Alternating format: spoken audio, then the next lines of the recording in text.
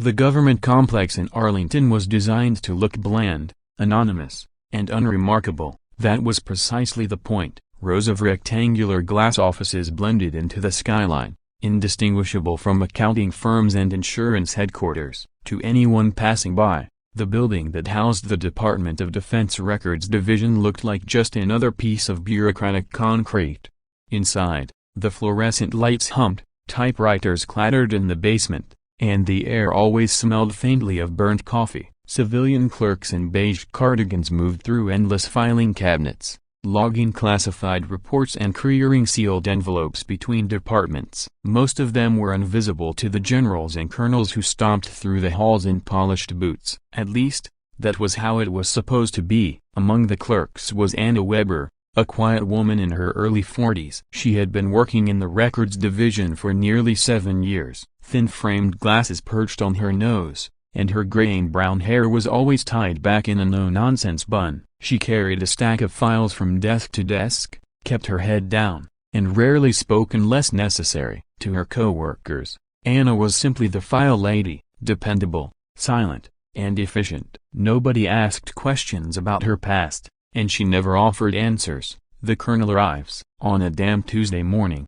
the quiet rhythm of the records division was interrupted. Colonel Richard Halvorsen, a career officer with a reputation for arrogance, stormed in with 2 aides trailing behind him. His uniform was immaculate, his medals gleaming, and his voice carried down the corridor like a whip crack. "Where's the damned requisition file for Operation Sentinel?" he barked. "I requested it 3 days ago. This department moves like molasses." The clerks froze, exchanging nervous glances. Colonel Halvorsen had a habit of treating civilian staff as though they were raw recruits. Anna, carrying a neat bundle of folders, stepped forward. "Sir, I believe your file is being cleared through final classification. It should be upstairs within the hour." Halvorsen's eyes snapped to her. He didn't recognize the face, didn't bother with courtesy. His lip curled in irritation. He muttered something under his breath in clipped German. Dumskleensam a tilde currencytken, zu langsam, zu schwach, ba 1/4 ro ma 1/4 ll. Stupid little girl, too slow, too weak. Office trash. The aides smirked. They knew Halvorsen often switched languages to insult people without consequence. Few clerks could understand German, let alone respond. Anna blinked once. Her face remained expressionless as she set the stack of folders on a desk. She straightened slowly, looked the colonel directly in the eye, and replied in perfect, cold German, "Kommando Alpha 6, Verschlo 1/4 Stellungstufeins, Obertragung best a tilde currency tigged, Command Alpha 26, encryption level 1, transmission confirmed." The air seemed to vanish from the room. Halvorsen's smirk collapsed. His aides froze mid-breath. The words Anna had just spoken weren't casual German, they were high-level NATO military code phrases, the kind only field officers and intelligence operatives were ever cleared to use.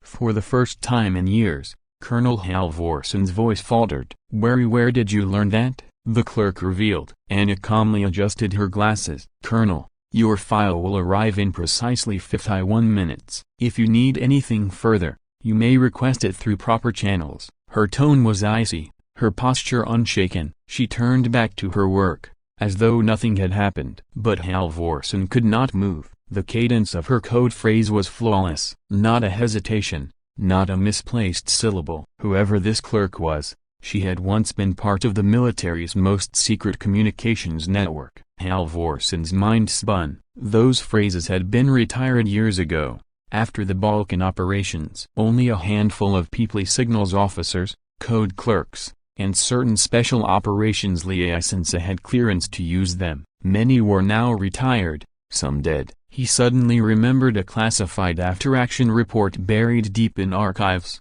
An intelligence officer named Anna Weber, call sign Sparrowhawk. She had been the linchpin of a covert intercept program during the Cold War, responsible for breaking encrypted East German transmissions. Officially, she had resigned in 1991. Unofficially, her name had been whispered in circles where silence was survival. And here she was, Filing papers in a civilian basement. A private conversation. Colonel Halvorsen dismissed his aides with a sharp gesture. Out. Now. The two young men retreated nervously. He waited until the office was empty before lowering his voice.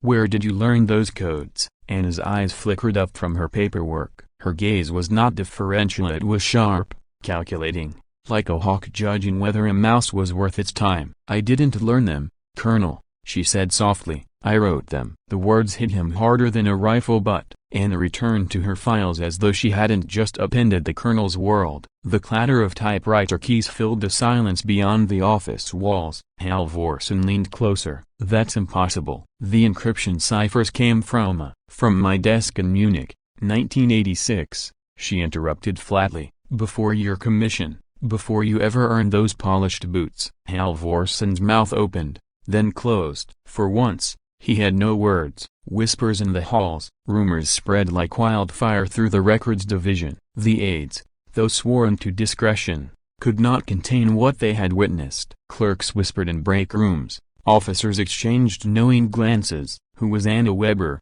really? Within 48 hours, a man in a gray suit from the Office of Naval Intelligence paid a visit. He spent 2 hours in a closed room with Anna. Nobody knew what was discussed.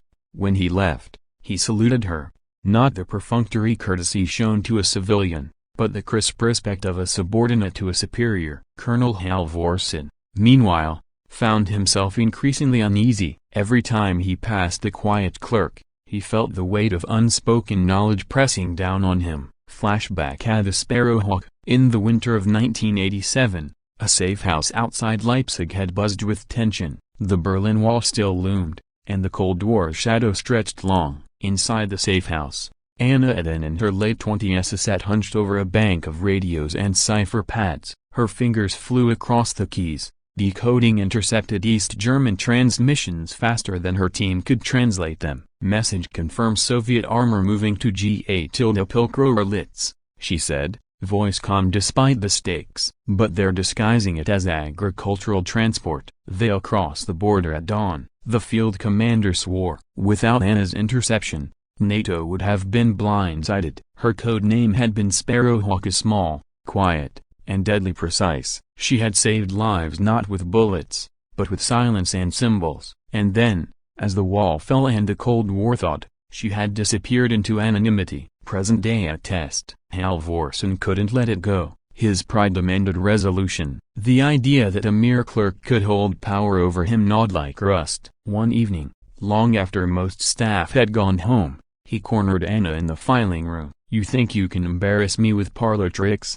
He hissed. I don't believe you were Sparrowhawk. Prove it. Anna closed the cabinet drawer slowly. You don't want me to prove it, Colonel, because if I do, your clearance will look like a child's library card. Halvorsen sneered. Bluff. Without hesitation, Anna rattled off a string of code groups at 12 digits, phonetic alphabet, burst transmission cadence. Halvorsen paled. He recognized it instantly. A launch authentication skeleton code used only by Strategic Command in the late 80s. Knowledge of it was so restricted that merely repeating it aloud in the wrong context could constitute treason. Anna snapped the file drawer shut. Next time you decide to insult someone in a language you think they don't understand, choose more carefully. She brushed past him, leaving the colonel frozen, his confidence shattered. The quiet power. Weeks passed. Colonel Halvorsen became noticeably more polite to the clerical staff. He no longer barked orders, he requested them, and whenever Anna walked by, he lowered his eyes. But Anna never gloated, never leveraged her secret. She returned to her paperwork, her silence, her anonymity. The truth was, she had no interest in rank or recognition. She had lived her years in the shadows, carrying burdens few could imagine. Filing papers was peace, and peace was all she wanted. Yet everyone who had witnessed that day knew, the quiet clerk was no ordinary civilian. She was a weapon once unsheathed, a cipher of history hidden in plain sight. And Colonel Halvorsen, for all his medals and bluster, had been reminded of a brutal truth: respect the quiet ones. You never know what battlefield they've already survived.